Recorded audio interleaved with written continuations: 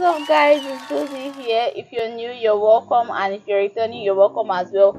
I am so sorry for the stress I'm about to put your ears through. I didn't start filming this video on time, okay? And there's someone welding something at the background. I don't know why it's now that I want to film that this person decided that it's time to make all the noise in the world, but please just endure through it, okay? Today we are going to be talking about rejection. Everybody has been there, everybody has done that, and everybody is scared of rejection. There were times in my life where I didn't like hearing no, times in my life where I won't even want to make an attempt because I know the answer will be no.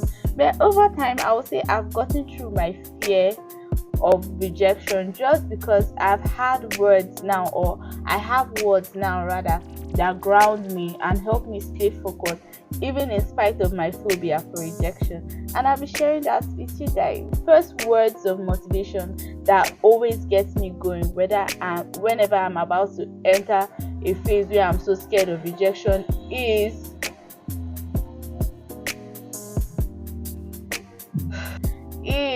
involving God in everything. As a Christian and a firm believer in Jesus Christ, I don't do anything without involving God, okay? Even from the startup, the idea, the process, the finishing touches, everything, God is at the front of and center of everything I do. And it has made me get through my fear of rejection because I don't believe there's any foundation I will lay in Jesus Christ that will crumble.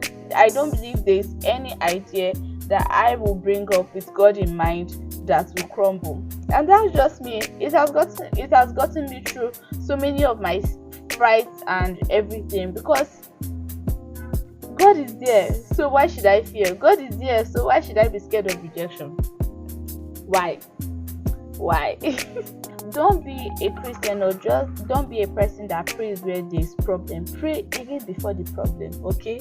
Pray even before the problem. That's me for you. Even at the beginning stages, I am already praying. I'm already like, okay, this is my idea. This is what I want to do.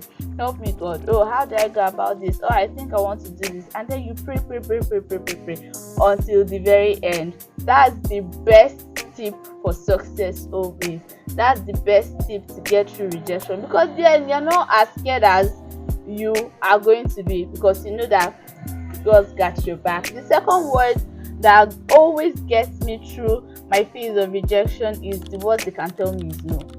At this point, I am prepared for rejection, okay? With these words, I just know what to expect, and I'm no longer as scared, because when you know what to expect, sometimes you're like, and it doesn't put me in a mood where I'm like, they're going to reject me. No, it just puts me in a mood where if it happens, I'm fine and I move on and I'm able to try again. It puts me in this mood where I know that that's the end of it for you, but it's not the end of it for me, okay? If you tell me no, I know that yes, the worst have happened and I can now move on with the next stage of my life. Now I'm so okay with people telling me no. I don't care. Tell me no, that's the worst you can do. I'm still going to go ahead and do whatever I want to do. And I think that's the mindset everybody should have at this point in their life, especially going on journeys. In fact, your journey should not even be dependent on what people will tell you. People will always tell you no. People will always laugh. People will always be like, what's this person doing? Because guess what? It's not their vision. It's your vision. Your work, or would I say, your purpose in life is to make people understand your vision, is to make people see the point. Because in the beginning they won't see the point because it's not their vision. They won't see it. I'm sorry. So you can't expect everybody to be all of it, or oh yes, keep going, because they won't even understand it as much as you understand it. So your success will be the blueprint. Your success will be the understanding that they need.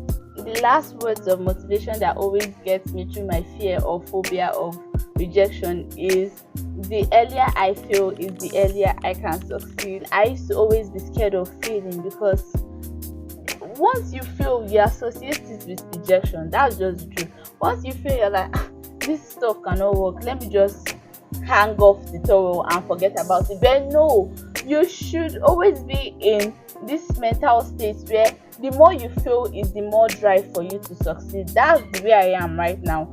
the more I feel is the closer I know I am to my success. So it no longer bothers me as much as it used to bother me. Now let me shock you.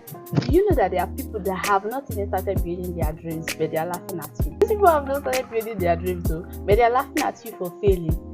They are not even anywhere close to their breaking point. They are not even anywhere close to their success, but they are laughing at you that is one step closer to your success. That's mind-boggling. In fact, if anybody should laugh at you, you should never feel bad at them laughing at you. Instead, you should look at people laughing at you for trying as being weirdos. Because why are you laughing at me for trying? I don't see any effort you've made. What efforts have you made yourself? You're always all talk, oh, I want to do this, I want to do that. But you've never tried anything because you're scared of failure. Then me that I have started something, you are now laughing at me because I didn't do it well. You must be high on something. There's a saying where if you don't have a scar on your knee from learning how to ride bicycle, you're not a professional. And trust me, anybody now that is going into learning how to ride a bike already has it at the back of their mind that, oh, I might acquire 1 or 2 scars, but that just shows that I'm a professional. That's my badge of honor.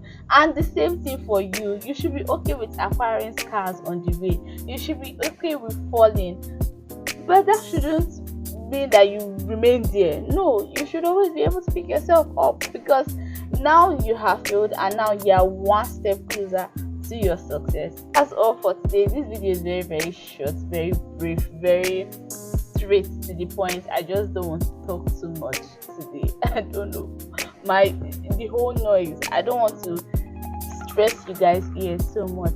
But if you enjoyed this video, give it a thumbs up and share this with your friends, subscribe, and yeah, I'll see you guys in the next one. Be safe.